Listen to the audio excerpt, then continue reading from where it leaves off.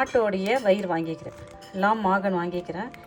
இது ஏற்கனவே அவங்க க்ளீன் பண்ணி வச்சுருப்பாங்க. கொஞ்சம் அழகாக பொடிசாக நறுக்கி வச்சுக்கிறேன். நான் 1 ஸ்பூன் மஞ்சள் போட்டுக்கிறேன். தூள் உப்பு இருந்தாலும் பரவாயில்ல, நீங்கள் போட்டுக்கலாம். ஆனால் நம்மளுக்கு பிடிக்காத ஒரு வாசனை இருந்துச்சுன்னா இந்த மஞ்சள் தூளில் போயிடும். இதமான சுடு தண்ணியில் தான் நான் இதை கொஞ்சம் அலசி எடுக்க போகிறேன். நம்மளுக்கு பிடிக்காத வாசனை இதில் இருந்துச்சுன்னா அந்த வாசனையெல்லாம் போயிடும். இன்னும் கொஞ்சம் சுத்தமாக நம்ம க்ளீன் பண்ணி எடுத்துக்கிறது ரொம்ப நல்லது. நான் வடிகட்டி இதை கொஞ்சம் கழுவி நட்டு வந்துட்டேன். 100% இது க்ளீனாக இருக்குது. இப்போ பாத்திரத்தில் நம்ம இதை கழுவி கொண்டு வந்துட்டு நம்ம சேர்த்துக்கலாம். திட்டமாக உப்பு, மஞ்சள் சேர்த்துக்கலாம். திட்டமாக இதில் தண்ணி ஆட் பண்ணிக்கிட்டு குக்கரில் போட்டால் ஒரு 5-6 விசில் போட்டு எடுத்து நல்லா வெந்துடும். 1 ஸ்பூன் அளவுக்கு இஞ்சி பூண்டு பேஸ்ட் சேர்த்துக்கிறேன். ஒரு 1/2 ஸ்பூன் மிளகாய் தூள் மூடி போட்டு நல்லா வேகட்டும். வேக வைப்போம். மிளகு, சீரகம், சோம்பு, காஞ்ச மிளகாய், மல்லி, கிராம்பு, பட்டை, ஏலக்காய், கருப்பு ஏலக்காய், ஜாதிக்காய் எடுத்து வச்சுக்கிறோம். பொன்னிறமாக வறுத்து பொடி செஞ்சுக்கலாம். பொடி பண்ணி கொண்டு வந்துடலாம். அப்படியே கொஞ்சம் ஆற வைப்போம். 3 டேபிள் ஸ்பூன் அளவுக்கு எண்ணெய் சேர்த்துக்கிறேன். ஒரு கைப்பிடி சின்ன வெங்காயம் சேர்த்துக்கிறேன். இந்த சின்ன வெங்காயம் ஒரு 10லேருந்து 15 வரைக்கும் இருக்கும். ஒரு கைப்பிடி தக்காளி சேர்த்துக்கிறேன்.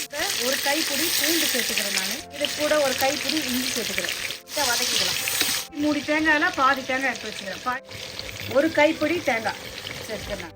உங்களுக்கு விருப்பம் இருந்தால் தேங்காய் சேர்த்துங்க.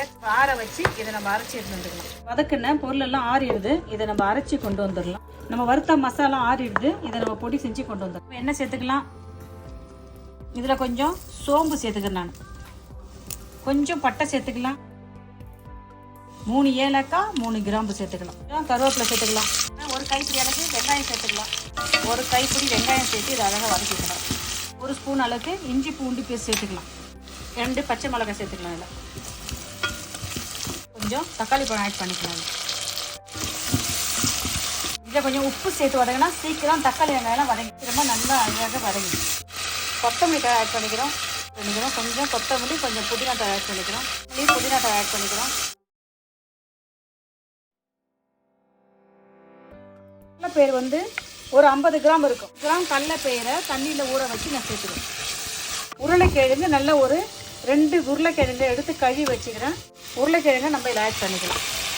மஞ்சள் தூள் ஒரு 1/2 ஸ்பூன் சேர்த்து, மல்லித்தூள் 2 ஸ்பூன் சேர்த்து, மிளகாய் தூள் 1 ஸ்பூன், மஞ்சள் தூள், மிளகாய் தூள், மல்லித்தூள் சேர்த்து நம்ம வதக்கி அரைச்சி எடுத்துன்னு வந்தோம்ல தக்காளி, வெங்காயம், இஞ்சி பூண்டு நம்ம அதை சேர்த்துக்கிறோம்.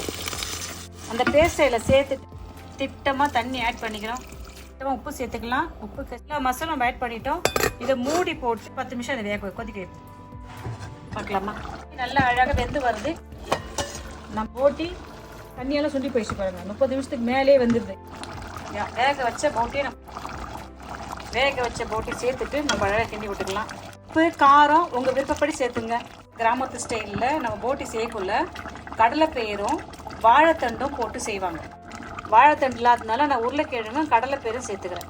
உங்களுக்கு வாழைத்தண்டு கிடச்சிச்சுன்னா கடலைப்பயிரும் வாழைத்தண்டும் சேர்த்து செஞ்சு பாருங்கள், சூப்பராக இருக்கும். இப்போ மூடி போட்டு ஒரு 15 நிமிஷம் இது வேக வைப்போம். பார்க்கலாமா? பாருங்கள், எண்ணெய் சூப்பராக போட்ட மசாலாவில் போட்டி அழகாக வந்துடுச்சு. நம்ம வறுத்து பொடி செஞ்சோம்ல, 1 ஸ்பூன் அளவுக்கு சேர்த்து போகிறேன்.